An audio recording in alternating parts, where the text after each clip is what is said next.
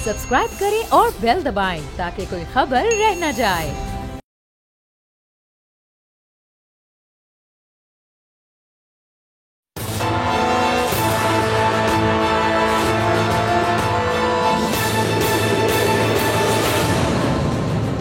अस्सलाम वालेकुम नाज़रीन, मैं आपका मेज़बान समी इब्राहिम और आप देख रहे हैं प्रोग्राम तजिया। स्टूडियो में मेरे साथ हैं हमारी को एंकर अलीना इलियास और फ़खर रहमान साहब, मारूफ सहाफ़ी हैं, उन्होंने हमें ज्वाइन किया और आज डिस्कस हम सारी सियासत पॉलिटिक्स करेंगे। पीपल्स पार्टी और नून लीग के बीच बहुत सारे इश्यूज़ चल रहे हैं। क्या है उनकी हकीकत, किधर ये जाएगी कहानी। फिर ख़बरें ये आई हैं कि IMF के साथ जो मुज़ाकरात हुए वो किसी नतीजे पे नहीं पहुंच सके। उसके बाद जनाब इसहाक डार साहब ने टेलीफोन कॉल्स करनी शुरू की हैं मुख्तलिफ़ सफ़ीरों से और उन क्वेश्चन किया, उनसे ये दरख्वास्त की है कि आप भी IMF से बात करें कि पाकिस्तान को कुछ टके वो दे दें, नहीं तो उसके बग़ैर हमारी हालत जो है वो ठीक नहीं है। शाहिद खाकान अब्बासी, जैसा कि तवक्को की जा रही थी कि जाएंगे नवाज़ शरीफ के पास, क्योंकि इतना तप्पड़ उनमें नहीं है कि वो अलग पार्टी बनाए, तो वो गए हैं वहाँ पे नवाज़ शरीफ साहब के पास और वहाँ पर फिर उन्होंने मीडिया से गुफ्तगू की है कि कोई पार्टी में इख्तलाफात नहीं है और सब मामला जो हैं वो ठीक हैं। बिलावल भुट्टो ने चाइना का दौरा मुलतवी किया है। ये बड़ी अहम डेवलपमेंट है। चाइना बड़ा अहम मुल्क है। बताया तो ये गया है कि शायद कोई जो उनकी जो मुलाकातों का जो शेड्यूल था उसमें कुछ तब्दीली हुई है और इसलिए वो नहीं गए, लेकिन बहुत सारे लोग कहते हैं कि जो इस वक्त सियासत चल रही है इसका इससे बड़ा गहरा ताल्लुक़ है। पीपल्स पार्टी में इस वक्त एक और बात जो है वो बड़ी ज़ेर बहस है कि नबील गबूल और जो बिलावल भुट्टो की एक इंटरेक्शन हुई है कराची में, जिस वक्त मेयर डिप्टी मेयर कराची के जो उनकी हल्फ़ वफ़ादारी की थी तकरीब, उसमें नबील गबूल साहब ने जाकर कोशिश की है बिलावल साहब से बात करने की, तो जिस पर बिलावल साहब ने कहा है कि भाई बाद में करेंगे बात। तो बहुत सारे लोग इसको मुख्तलिफ़ अंदाज में पेश कर रहे हैं।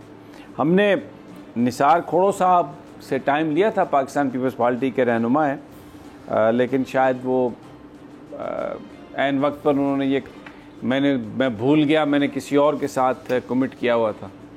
तो मैं चाह रहा था कि ये इन तमाम सवालात का जवाब जो पीपल्स पार्टी और नून लीग के बीच में जो कुछ चल रहा है और आगे की सियासत जो है, क्योंकि निसार खोड़ो एक बड़े सीजन्ड पॉलिटिशियन हैं और पीपल्स पार्टी की तमाम पॉलिसीज़ को भी समझते हैं और इस सारी सूरत हाल में बहुत बेहतर तज्जिया करने की पोजीशन में थे, लेकिन अनफॉर्चुनेटली क्योंकि उनको याद नहीं रहा, उन्होंने किसी और के साथ कमिटमेंट की हुई थी, तो इसलिए आज हम उनकी जो पर्ल्स ऑफ विजडम है उससे हम महरूम रह गए हैं।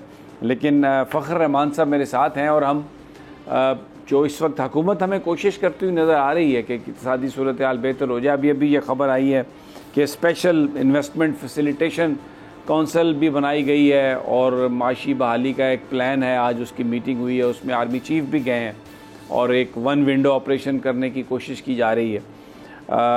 इस पर भी बात करेंगे, लेकिन सबसे पहले फ़खर रहमान, इसहाक डार साहब ने मुख्तलिफ़ सफ़रा जो हैं उनको टेलीफ़ोन किया है, उनसे दरख्वास्तें की हैं कि जनाब आप ज़रा IMF से कहें हमारे मुज़ाकरात कंप्लीट हो गए हैं, हमने शराइत सारी मान ली हैं, हमें वो $1 बिलियन दे दे को कर्ज़ा वर्ज़ा और हमें अपनी अच्छी बुक्स में ले आए। लेकिन वो ये कहते हैं कि जी जब तक पॉलिटिकल स्टेबिलिटी नहीं आएगी हम आपको पैसे नहीं देंगे। तो जब तक पॉलिटिकल स्टेबिलिटी, डेफिनेटली उससे मुराद इलेक्शंस हैं, डेफिनेटली उससे मुराद ये है कि ये जो इस वक्त पाकिस्तान में जो पकड़ धकड़ है, जो लोगों को जिस अंदाज में पॉलिटिकल वर्कर्स को ज़लीलो ख्वार किया जा रहा है कि इसको रोका जाए, तो हुकूमत हमें उस तरफ जाती हुई नज़र नहीं आ रही, बल्कि ये तो कह रहे हैं कि इलेक्शन हम अक्टूबर में भी नहीं कराएंगे और आगे ले जाएंगे। तो फिर ये जो सारी कोशिशें हैं इसहाक डार साहब की और दूसरे हमारे हुकूमती ज़ोमा की, तो इनकी कामयाबी का इम्कान कैसे आप देखते हैं फ़खर? 0/0। इसकी वजह ये है समी के पिछले 1.5 साल के अंदर जो मुल्क की मईशत का हाल हो गया है। और सबसे इम्पोर्टेंट बात यह है कि क्रेडिबिलिटी, यानी आप देखें कि चाहे वज़ीर-ए-आज़म हो, चाहे मिलिट्री क़यादत हो, सब ने बैरून मुल्क के दौरे किए और पाकिस्तान के दोस्त ममालिक ने पाकिस्तान के साथ माली कमिटमेंट्स भी की, वादे भी किए पाकिस्तान को बेल आउट करने के लिए। जो ज़ल्ज़ला माफ़ कीजिएगा, जो सैलाब आया था उसके अंदर भी पाकिस्तान को डोनर्स ने 10 अरब डॉलर की कमिटमेंट्स की। लेकिन ये जो 13 जमाती हुकूमत है, इस वक्त कोalition हुकूमत है, जिस तरह से इन्होंने मुल्क के अंदर कानून की हाकमियत के हवाले से बैनुल-अक़वामी सतह पर तासुर दिया है, उसको देखते हुए आप देख लें कि कोई भी इनके साथ कमिटमेंट करने के लिए तैयार नहीं है। और सबसे इम्पोर्टेंट बात यह है कि IMF प्रोग्राम क्यों नहीं हो सका। IMF प्रोग्राम इसलिए नहीं हो सका कि पाकिस्तान के अंदर अगर शफाफ इलेक्शंस होंगे, अवाम जो है वो अपने मैंडेट के ज़रिए किसी को भी हुकूमत में लेकर आएगी, तो उसकी क्रेडिबिलिटी जो है वो मालियाती इदारे, यानी चाहे वो मुल्क के अंदर हों या बाहर मुल्क से हों, वो उसको तस्लीम करेंगे, ओनरशिप लेंगे। यहाँ पे तो ओनरशिप का इशू है। और सबसे इम्पोर्टेंट बात यह है कि किसको नहीं पता कि इसाक डार हों, नवाज शरीफ हों, आसिफ अली जरदारी हों, बिलावल भुट्टो हों और शहबाज शरीफ हों, इनके तो सारे असासे अरबों डॉलर में बाहर पड़े हुए हैं। क्या इन्होंने आज तक कोई स्टेप उठाया कि अपने बैरून मुल्क जो अरबों डॉलर के का बिल्कुल ठीक है। अच्छा फखर, मैं आपको यहाँ पे थोड़ा सा रोकूंगा क्योंकि निसार खोड़ो साहब, वेरी काइंड ऑफ हिम, वो उन्होंने हमें ज्वाइन कर लिया है। और जो इस वक्त जो पाकिस्तान की जो सूरत हाल है उसमें पीपल्स पार्टी और नून लीग के जो ताल्लुकात हैं वो बहुत ही पॉलिटिकली उनकी बड़ी अहमियत है। तो खोड़ो साहब की तरफ चलते हैं, अगर आप मुझे इजाज़त दें। निसार साहब, बहुत बहुत शुक्रिया, आपने हमें ज्वाइन किया। आपको प्रोग्राम में खुश आमदीद। और सबसे पहला जो मेरा आपसे सवाल है वो यही है कि इस वक्त जो पीपल्स पार्टी और नून लीग के बीच में जो बहुत सारी चीज़ों पर ऐसा लग रहा है कि इख्तलाफ है, और ख़ास तौर पर सिंध के अंदर जो सैलाब की तबाहकारियाँ हुई उसमें सिंध ये कह रहा है कि 25 अरब रुपया जो जिस तरह सूबे ने वक्फ किया है, तो वफाक भी उस हवाले से उसी तरह उसको रेसिप्रोकेट करे, यानी उसको मैच करे। तो क्या ताज़ा तरीन है इस हवाले से, ताल्लुकात के हवाले से निसार साहब?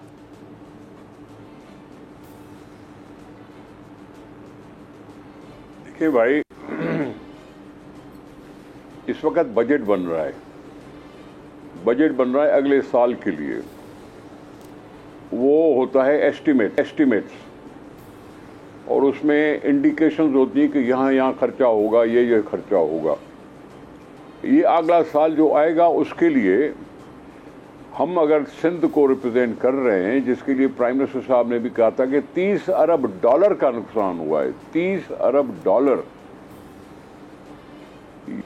यानी लोगों को रिहेबिलिटेट करने के लिए, उनको घर बनाने के लिए जो कुछ भी खर्चा होना है वो उसका अंदाज़ा 30 अरब डॉलर की बात है। और अगर उसमें फिर खातिर खा अलोकेशन न रखी जाए सिंध के उन लोगों के लिए, तो यकीनन हमें ये इशू उठाना चाहिए। इशू उठाना इसलिए ज़रूरी होता है कि हम लोगों को रिप्रेजेंट करते हैं। हमने भी कल इसी सियासत में जाना है, लोगों के पास ही जाना है। और उसके बाद अगर हमने ये न कही हुई बात, और अगर प्राइम मिनिस्टर साहब ने ये 25 अरब रुपए की बात जो की है, इस पे अगर वो इंडिकेट नहीं करते बजट की किताबों में, तो यकीनन हम अपने लोगों को जवाब क्या दे सकेंगे। बिलावल भुट्टो जरदारी साहब ने सारी दुनिया को मुतवज्जह कर दिया सिंध के लिए। सेक्रेटरी जनरल अक़वाम मुत्तहिदा को ले आए और ममालिक में हुई, फ्रांस में कहीं कॉन्फ्रेंस हुई, जैसे बड़े बड़े ममालिक थे, उन सब ने कुछ न कुछ कहा। कुछ ने उतनी ही इमदाद दी, किसी ने कम इमदाद दी, लेकिन दी ज़रूर। और वो खर्च होनी थी इन रिहेबिलिटेशन पे कामों के। वो रिहेबिलिटेशन जो गरीब आवाम का घर लुट गया या जो भी कुछ हुआ, फसल तबाह हुई, फसल की तबाही के कंपनसेशन देने के तो हम मुतामिल हो नहीं सकते। लेकिन हमने अगली फसल को लगाने के लिए, गंदम लगाने के लिए पर एकड़ आबादगार को 5,000 रुपया उनके अकाउंट में ट्रांसफ़र किया, पूरी ट्रांसपेरेंट तरीके से। ये सिंध हुकूमत ने अपना खर्चा किया। इसलिए हमने डिमांड किया कि भाई ये सिंध के मुतासरीन के लिए, आप खुद भी महसूस करते हैं कि बहुत ज़्यादा तकलीफ़ हुई थी, आप उसमें कुछ ना कुछ मुख्तस रहे। रही बात सियासी जमात की, तो PMLN अपने तौर पर अलग से सियासी जमात है, हमारी अलग से सियासी जमात है। हम उनसे पुरानी जमात हैं, वो हमारे बाद की जमात हैं, ठीक है। उनके भी अपने अपने असर रसूख हो सकता है, हमारा भी अपना अपना असर रसूख हो सकता है। पहले जब 2 पार्टी सिस्टम होता था तो कभी पीपुल्स पार्टी जीतती थी, कभी PMLN जीती थी, और फिर पीपुल्स पार्टी जीती थी, फिर PMLN जीतती थी। ये कुछ लोगों को अच्छा नहीं लगा कि उन्होंने तीसरी जमात लाने की बात की। एक तीसरी जमात काफ़ी खासी कामयाब नहीं हो सकी तो ये तीसरे फितने को खड़ा कर दिया। अब वो ये डिस्टर्बेंस पैदा करता है।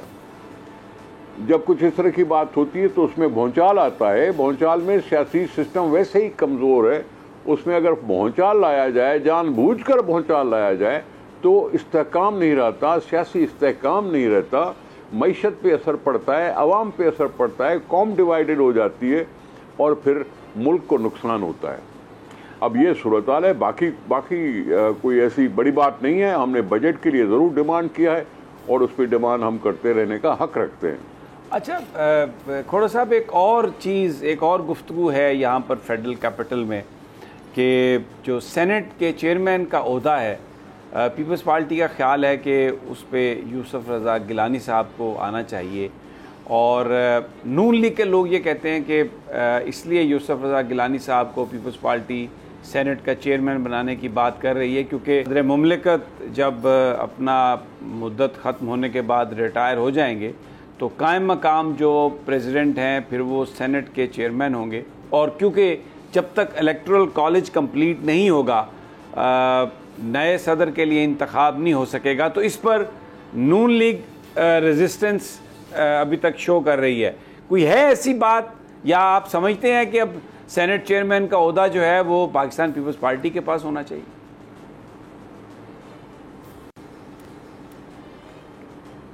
देखें, सेनेट के चेयरमैन का ओहदा पाकिस्तान पीपल्स पार्टी के पास रहे या किसी के पास रहे, जिसके पास सेनेट में मेजॉरिटी है वो चेयरमैन की तकाजा कर सकता है।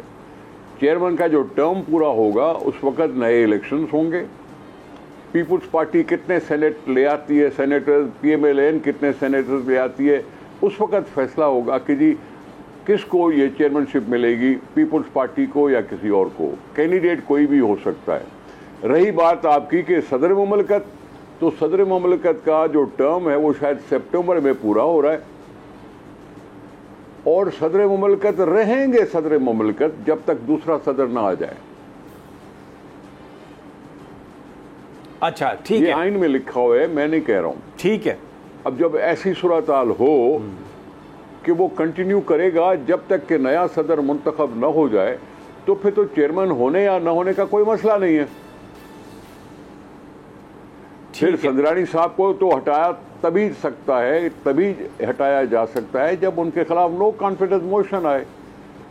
जो नो कॉन्फिडेंस मोशन आने के लिए भी वर्किंग करनी पड़ती है, नहीं तो फिर चेयरमैन नॉर्मल सूरत हाल में जब ये सेनेट इलेक्शन पूरे हो जाएंगे, उनका टर्म पूरा हो जाएगा, फिर नॉर्मली इलेक्शन होंगे और इंतखाब में कोई भी खड़ा हो सकता है, किसी को भी खड़ा किया जा सकता है।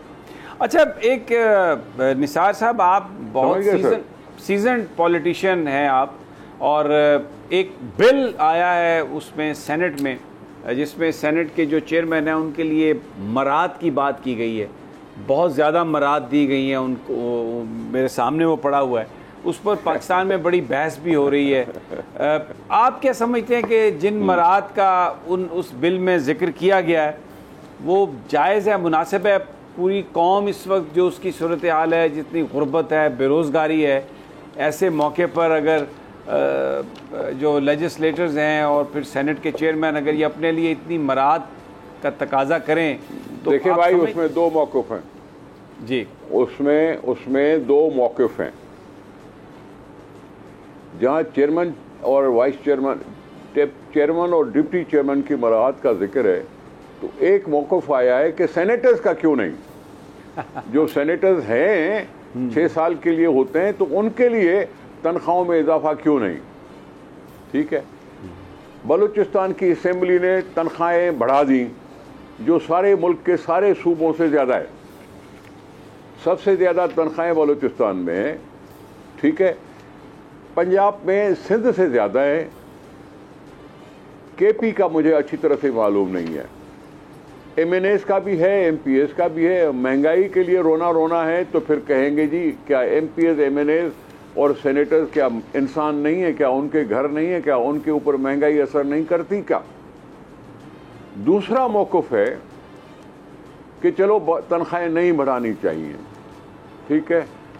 तीसरा मौक़िफ़ है कि भाई आपने कभी किसी को रोका? जब जजों ने इतनी बड़ी तनख्वाह बना दी, लाखों रुपए बढ़ा दी तनख्वाह, तो आपने कुछ कहा?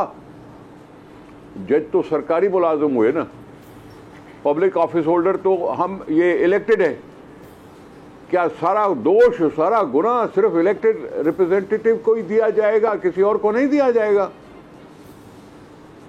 दूसरों की मराद का भी जिक्र होना चाहिए, सबके लिए मराद का जिक्र होना चाहिए। अगर चेयरमैन ने ज़्यादा बढ़ा दिए तो दूसरों ने जिन्होंने बढ़ाई है उससे भी सवाल होना चाहिए।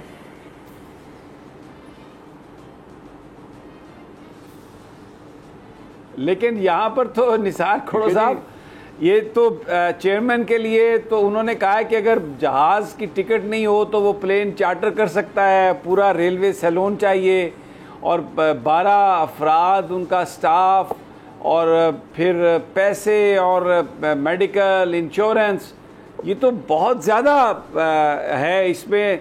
तो आपने बिल्कुल दुरुस्त कहा कि अगर जजेस के बड़ी हैं तनख्वाहें तो लेजिस्लेटर्स की, लेकिन एक सवाल ये है कि आम आदमी कहाँ जाए, उसका कौन सोचेगा? एक सेकंड, ठीक है मैं समझता हूं, देखे ना, बात सुने। मैंने ये नहीं कहा कि इतनी मराद बढ़ाकर उन्होंने अच्छा किया है, मैंने ये नहीं कहा, लेकिन उस सारी चीज़ों के उसको बिल को तैयार करने के लिहाज से यकीनन ये हुकूमत के साथ मशवरा किया गया होगा, कोई कमेटी बैठी होगी, उन्होंने मराद को देखा होगा और उसके बढ़ाने का प्रपोजल बनता है, प्रपोजल शक्ल में आया बिल के और बिल सेनेट ने पास कर दिया, ठीक है जी। अब जब पास हो गया तो अब जाएगा कौमी असेंबली में। अब कौमी असेंबली में उसको रद्दोबदल करने की कौमी असेंबली को इजाज़त है या नहीं है, ये आइन में देखना पड़ेगा।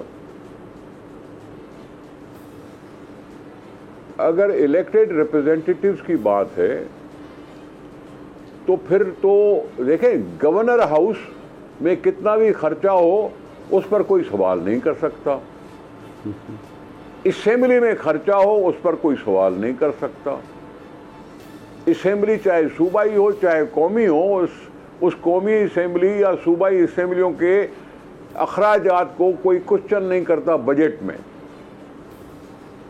गवर्नर हाउसेस पे जितना खर्चा होता है उस पर कोई कब्जा सवाल नहीं करते, इन सबको चार्ज्ड एक्सपेंडिचर कहते हैं, चार्ज्ड,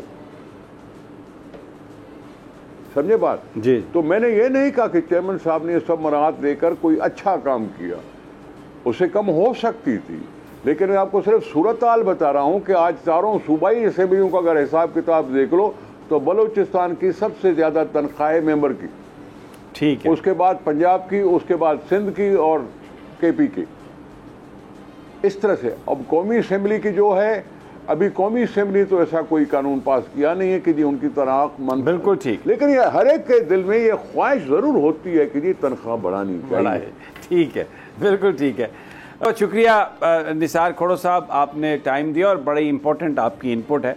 मैं यहाँ पर नाज़रीन एक छोटा सा वक्फा और फिर हम दीगर मामलात पर गुफ्तगू जारी रखते हैं।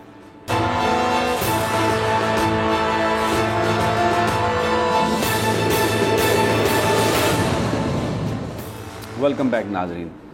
एक तरफ तो पाकिस्तानी नौजवान बेचारे इस मुआशरे से तंग आके भूख से, गुर्बत से माइग्रेट करने की कोशिश कर रहे हैं, कश्तियों में डूब रहे हैं और इतनी बड़ी तादाद में, और दूसरी तरफ ये जो हमारे लेजिस्लेचर हैं, जो हमारे सो कॉल्ड लीडर हैं, ये ऐसी कानून साजी कर रहे हैं कि जिसमें अपने लिए मरात, लेकिन कोई भी शर्मिंदा भी नहीं है, बिल्कुल खुलकर वो कहते हैं। और ये सेनेट ने पास किया तो बहुत सारे सेनेटर्स ने कहा कि ओहो, हमें तो पता ही नहीं चला, जब मीडिया ने इसको हाईलाइट किया वो हम तो वैसे ही दस्तखत कर दिए। हालांकि ये वो कौम है जो एक सादा कागज़ भी, मतलब सवाल ही पैदा नहीं होता कि पढ़े बगैर ये किसी चीज़ पर साइन कर दें। ये इतने ज़हीन और फ़तीन लोग हैं, करोड़ों अरबों कमाने वाले। तो फ़ख्र ये बिल्कुल जो कानून है उनसे हट के एक अलहदा कानून, उसमें स्पीकर को भी शामिल कर लिया। हवाई जहाज़ की टिकट नहीं है तो चार्टर्ड प्लेन, करोड़ रुपया अगर कुछ हो गया तो लाखों रुपए, और फिर उसके बाद रेलवे सैलून, 14 बंदे स्टाफ पूरी ज़िंदगी तक, जब तक ज़िंदा। एक तरफ भूख है, गुर्बत है, और दूसरी तरफ ये बड़ी बदकिस्मती है समी। ये आप देखें कि चाहे वो काउंसलर हो, चाहे वो एमपीए हो, चाहे एमएनए हो, वजीर आजम हो, वजीर हो, सबसे पहला असूल ये है कि आप जब इस ओहदे पर आते हैं अवामी, तो आपने अपनी ज़ात को नफी करना है। आपने अपने बारे में नहीं सोचना, आपने अवाम के बारे में सोचना है। ये जिस मजाक कर रहे हैं आप तो यार, बड़ा अजीब, बड़ा अच्छा मजाक कर लेते हैं आप फ़ख्र रहमान, कि ज़ात को नफी करना है, अपने बारे में नहीं सोचना। चले सभी साहब, आपकी बात को मैं टाल नहीं सकता, लेकिन मैं आपसे ये कह रहा हूँ कि जिस तरह से जिन ख्वाहिशात को सामने रखकर ये कानून साजी कर रहे हैं, और अगर इनकी इसी रविश को देखा जाए तो शायद ये किसी दिन कहेंगे कि जनाब ऊपर से हमें ऐसी सर्विस मिले जो हमें डायरेक्ट ऊपर ही ले जाए, वो भी हमारे लिए अवेलेबल होनी चाहिए। उसके लिए क्या कानून साजी करने की ज़रूरत है। आपने अभी कश्ती में डूबने वाले पाकिस्तानियों का जिक्र किया। वो जिस मुल्क में, जिस समंदरी हदूद में वो कश्ती डूबी गई, वहाँ के उस मुल्क के लोग उनके लिए सरापा एहतजाज हुए क्योंकि इंसानियत का कत्लेआम हुआ। लेकिन यहाँ पर क्या हुआ, यहाँ पर किसी को परवाह कोई नहीं है। यहाँ पे तो सिर्फ ये परवाह है कि हमने इलेक्शन कैसे जीतना है, हमने ओपोजिशन को कैसे जो है रुक जाए यहाँ पर प्लीज फ़ख्र रहमान, आप भी फैक्ट्स को डिस्टॉर्ट कर रहे हैं। यहाँ पे सिर्फ एक ही बात है कि टीवी पर आकर गालियां किस तरह निकालनी है, पॉलिटिकल वर्कर्स को किस तरह बुरा भला कहना है, बस वो ही है, बाकी और कुछ नहीं है। इनकी प्रायोरिटीज यही हैं। बिल्कुल सही कह रहे हैं आप। मैं फैक्ट्स को शायद ज़्यादा ही डिस्टॉर्ट कर गया था, आपने सही बात की। और दूसरी तरफ जो अभी आप थोड़ी देर पहले जब निसार खोड़ो साहब की गुफ्तगू सुनवा रहे थे और वो जिस तरह से बात कर रहे थे, मेरे ख्याल में जिस वक्त ये लॉन्ग मार्च कर रहे थे पीपल्स पार्टी और JUIF और मरियम नवाज, तो शायद दूध की नहरें जो थी ना वो फूटना शुरू हो गई थी मुल्क की सड़कों के ऊपर। उस वक्त मैशियत का इनको ख्याल नहीं था। 1.5 साल के अंदर पाकिस्तान को दिवालिया की नहज पर पहुंचा दिया। अनवर अब्बास ने मुझे ज्वाइन किया है फ़ख्र, मैं चाहता हूँ ज़रा उनसे हम बात करें, क्योंकि पीपल्स पार्टी और नून लीग के जो मामलात हैं उस पर हमने पहले बात की, और एक बड़ा शदीद तनाव है उसमें। ज़का अशरफ साहब, अब ऐसा लगता है कि जरदारी साहब ने अच्छा खासा जो है ना वो पंच मारा है नून लीग को, और अब ज़का अशरफ साहब बनने जा रहे हैं क्रिकेट बोर्ड के चेयरमैन। लेकिन एक और बीचों बीच खबर आई है कि बिलावल भुट्टो जो चाइना जा रहे थे, उनका दौरा रीशेड्यूल हुआ है। सरकारी तौर पर तो यही ज़ाहिर है बताया जाएगा कि जनाब वो बस कोई उनकी मुलाकातों का शेड्यूल मुतासर हो रहा था तो इसलिए बाद की तारीखें। लेकिन अनवर अब्बास क्योंकि हमारे डिप्लोमेटिक कॉरेस्पॉन्डेंट हैं, इनके पास खबरें बड़ी होती हैं, बताते ज़रा कम ही हैं। देखते हैं इनसे अभी आज अगर कुछ हमें बताएंगे इसकी क्या इनसाइड है। जी अनवर अब्बास, ये क्यों नहीं जा रहा है बिलावल भुट्टो?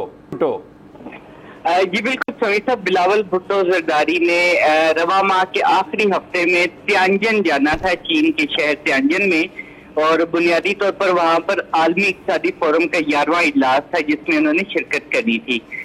इस दौरे के दौरान चीनी हुकूमत से मुख्तलिफ इक़्तिसादी अमूर पर इमदाद के हवाले से बातचीत होनी थी, और बहुत सारी ऐसी कैजुअल अपॉइंटमेंट थी जो कि चीनी क़यादत के साथ होनी थी। और वर्ल्ड इकनॉमिक फोरम में जो इक़्तिसादी माहिरीन है या वो सरबराहान ममलिकत है जो कि मुतवल ममालिक से है, वो उन्होंने शिरकत करनी थी। ताहम सरकारी तौर पर यह अनाउंस किया गया है कि इस दौरे को रीशेड्यूल किया गया है, और शेड्यूलिंग की कुछ इश्यूज की वजह से इसको वक्ती तौर पर मुलतवी किया जा रहा है। इस दौरे में न सिर्फ चीन का दौरा मुलतवी होगा, बल्कि उन्होंने उसके बाद जापान भी जाना था। टोक्यो में 2 रोजा दौरा उनका जापान का भी था। अभी तक इस हवाले से इतलात नहीं है कि वो जापान जाएंगे या नहीं जाएंगे, लेकिन ज्यादातर इम्कानात ये कि चीन के दौरे के साथ शायद उनका जापान का दौरा भी मुतासिर होगा। बुनियादी तौर पर इतलात यही है कि बहुत सारे मामला ऐसे इक़्तिसादी सतह पर जहाँ पर चीनी हुकूमत की और पाकिस्तानी हुकूमत के दरमियान कुछ निकात पर है, अभी इत्फाक राय होना बाकी है। होमवर्क थोड़ा सा मजीद किया जाएगा, जिसके बाद बिलावल का दौरा रीशेड्यूल होगा। जी बहुत शुक्रिया। बिल आखिर आपने आखिर में 2 लाइनें जो बोली हैं उसमें आपने खबर, बड़ी मुश्किल है आपसे खबर लेना, बहुत बहुत शुक्रिया अनवर अब्बास।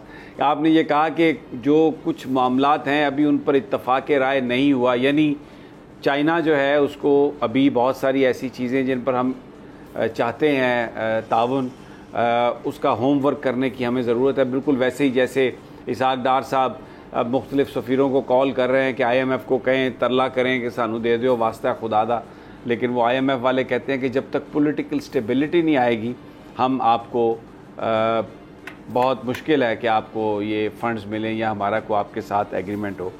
एक और बात अनवर अब्बास, सॉरी अपना फ़खर रहमान, कि चौधरी परवेज़ इलाही साहब की आज ज़मानत हुई तो FIA पहुंच गई एक नया मुकदमा दर्ज करके उनको गिरफ़्तार करने के लिए, और बाहर खड़े हो गए कैंप जेल के।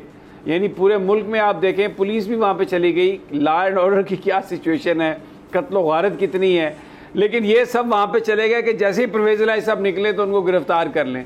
लेकिन वो भी बड़े सियाने थे, उन्होंने वो मचलके ही नहीं जमा कराए जिस पर रोपकार ही नहीं आ सकी, और वो वहाँ पर खड़े रहे बड़ी देर तक। अब शायद वो वापस आए हैं। तो ये तरजीहात हैं हमारे हुक्मरानों की। तो चले मैं आपका जवाब इस पर लेता हूं क्योंकि ब्रेक पर जाना है, वापस आता हूं तो इस पर आपका जवाब लेते हैं कि ये क्या तरजीहात हैं, क्या करना चाह रहे हैं ये, एक वक्फे के बाद।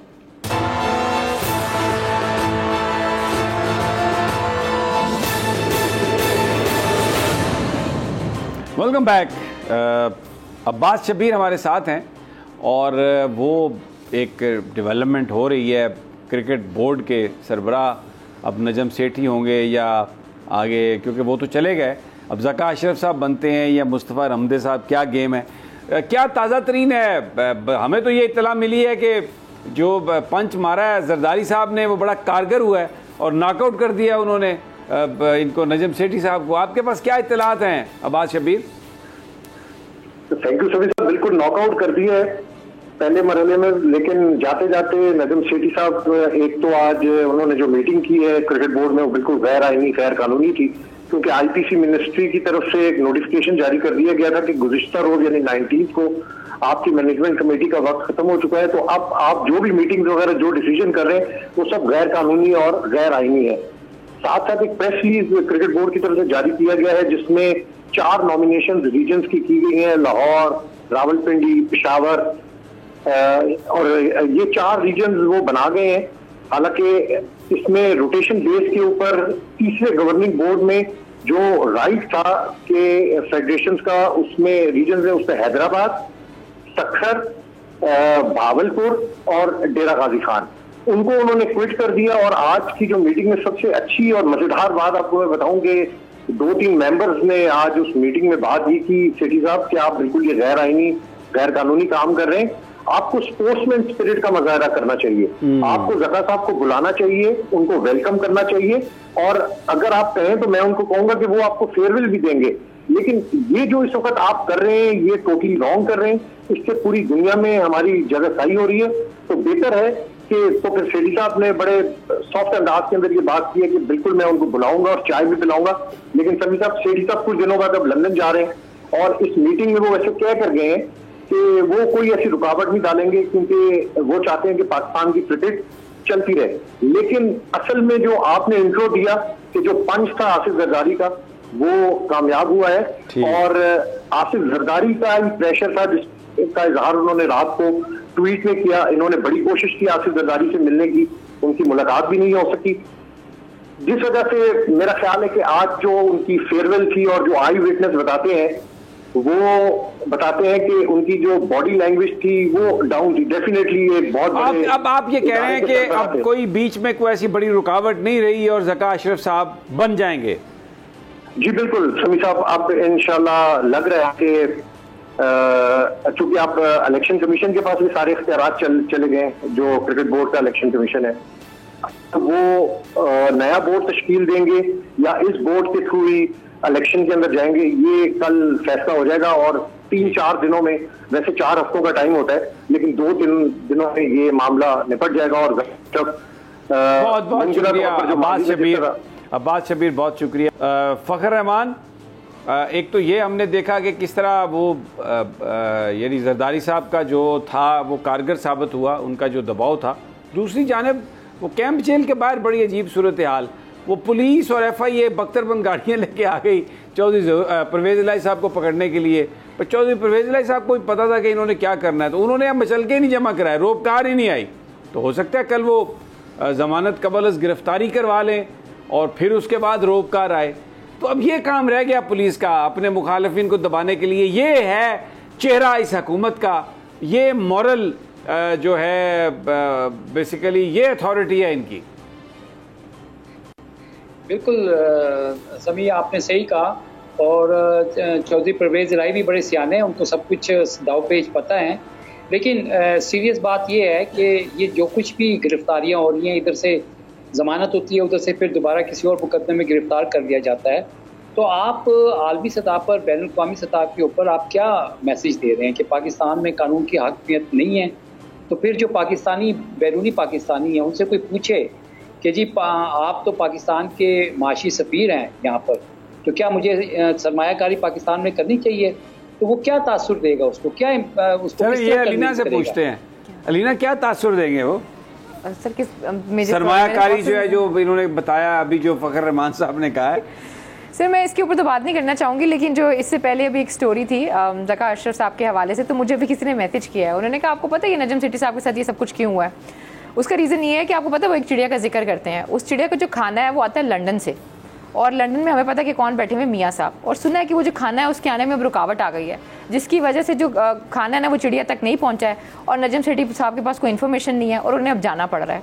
कल रात को उन्होंने इस ट्वीट का भी जिक्र किया, तो मैं सोची थी कि लोग किस तरीके से चीज़ों को कनेक्ट करते हैं, कर देते हैं। बट बात बड़ी सही की है उन्होंने कि लगता है वो चिड़िया में दम खम नहीं रहा है, और अब उन्हें जाके उसी कश्ती में बैठना पड़ेगा जिसमें नवाज शरीफ साहब बैठे हुए थे। वो एक पता नहीं कौन सी फेक तस्वीर आई थी इन दोनों की, कश्ती में आई थी, वो तो कश्ती में थे। अब वो बस टाइम आ गया है मेरे ख्याल में नजम सेठी साहब का कि वो कश्ती में जाके थोड़ा सवार हो और थोड़ा सा ब्रेक लें। आई गेस ब्रेक तो मुझे लगता है इन सबके लिए अब। और निसार खोड़ा साहब ने एक बात की थी, समी साहब, उन्होंने कहा हमेशा सवाल होता है इलेक्टेबल से कि भाई हमारी तनख्वाहों के बारे में सवाल होता है। उनसे सवाल ये नहीं होता कि आपकी तनख्वाहें क्यों बढ़ाई गई हैं, उनसे सवाल ये होता है जो आवाम की तरफ से पूछा जाता है, वो ये पूछा जाता है कि चंद हज़ार आपकी तनख्वाह होती है, और आप लोगों के जो असासे हैं और आप लोगों की जो प्रॉपर्टीज़ हैं जो मुल्क में भी हैं और मुल्क से बाहर भी हैं, वो कैसे बन जाती है चंद हज़ार? वो हमारी तो कभी नहीं बनती। वो अरकान इतने खुशहाल हो जाते हैं कि उनको पाकिस्तान खुशहाल लगता है, वो कहते हैं कितनी तरक्की कर रहा है पाकिस्तान, क्योंकि वो अपना बैलेंस देखते हैं, अपना अकाउंट देखते हैं। गरीब तो बेचारे कश्तियों में डूब डूब कर देखे कैसे। अल्लाह रहम करे, अल्लाह रहम करे। उस दिन काजी सईद साहब हमारे साथ मौजूद थे, उन्होंने कहा कि इनके ऊपर जो खर्चा आता है वो तकरीबन 30 अरब रुपए का आता है। ये अभी अयाज ने मेरे कान में एक बड़ी अच्छी बात कही है, उसने कहा ये जो अरकान है ना, इनके यहाँ बरकत बहुत हो जाती है जब ये हरकत कोई नहीं हुकूमत में आते हैं ना, तो ये ऐसी बरकत हो जाती है कि बस असासे इतनी तेजी से बढ़ते हैं कि खुद भी इनको यकीन नहीं आता। बहरहाल ये था आज का हमारा तज्जिया। इंशाअल्लाह मुलाकात होगी कल। अपना और अपने साथियों का, पड़ोसियों का ख्याल रखिए। अल्लाह ने के बाद।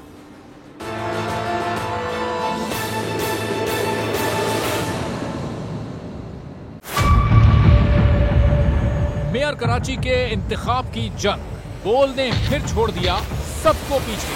इस वक्त मुर्तजा वहाब मुंतखब हो गए हैं मेयर कराची, ये ऐलान कर दिया गया है बाकायदा तौर पर। सहाफती रिवायत रखी बरकरार, बोल ने दिखाई सबसे बड़ी ट्रांसमिशन। मैंने आपको कहा कि नंबर गेम में जमात इस्लामी के पास नंबर पूरे नहीं है। लम्हा बलम्हा की सूरत हाल से किया बाखबर आवाम को। रेंजर्स के एहलकार और पुलिस के एहलकार हैं, वहाँ अलर्ट है, और वो इस बात की कोशिश कर रहे हैं कि अब कोई नाफिज़ वाक़या जो है वो रूनुमा ना हो सके, क्योंकि बोल है पाकिस्तान का नंबर 1 न्यूज चैनल। सब्सक्राइब करें और बेल दबाएं ताकि कोई खबर रह न जाए।